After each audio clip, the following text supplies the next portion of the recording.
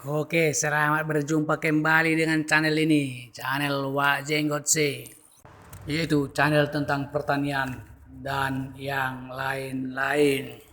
Untuk kesempatan kali ini, kita akan membahas tentang bagaimana caranya agar bisa menghemat pupuk.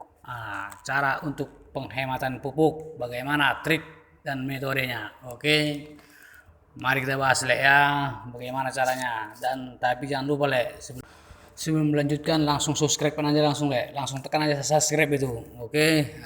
Biar mantap dia.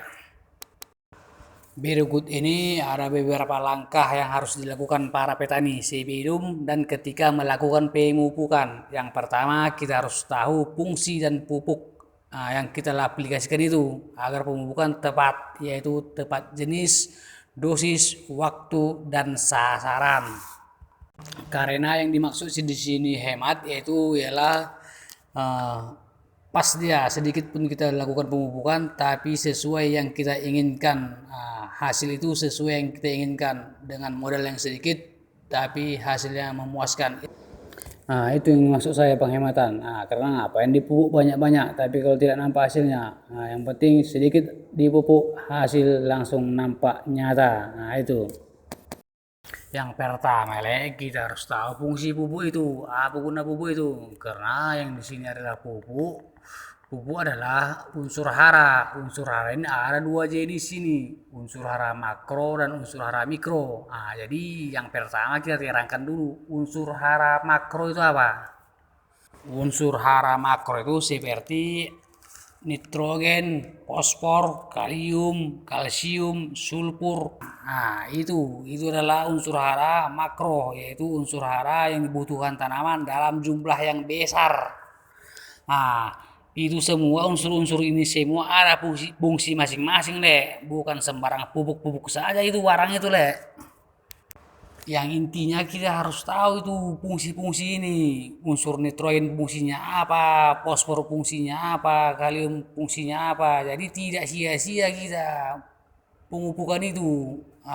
Jadi sesuai yang kita butuhkan untuk tanaman. Jadi bisa hemat. Itu maksud saya. Makanya petani itu harus cerdas agar sukses. Kita harus tahu ini fungsi-fungsinya apa agar bisa maksimal tanaman kita itu. Saya terangkan sedikit ya.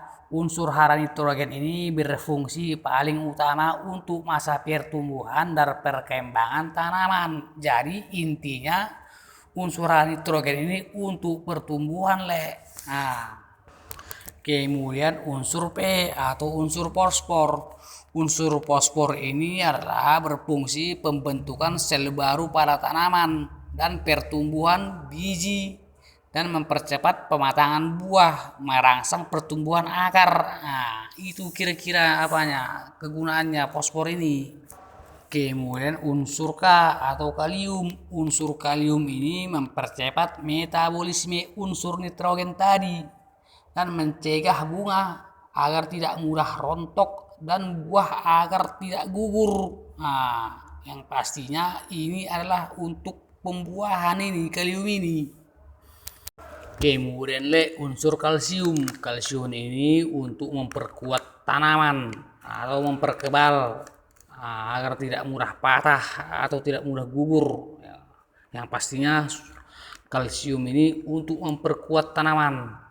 Kemudian unsur hara sulfur yaitu berperan pembentukan bintil-bintil pada akar dan membantu pertumbuhan tanaman. Kemudian satu lagi magnesium atau Mg untuk melancarkan fotosintesis yang biasanya berperan sebagai klorofil pada daun. Itu sangat dibutuhkan sekali nih.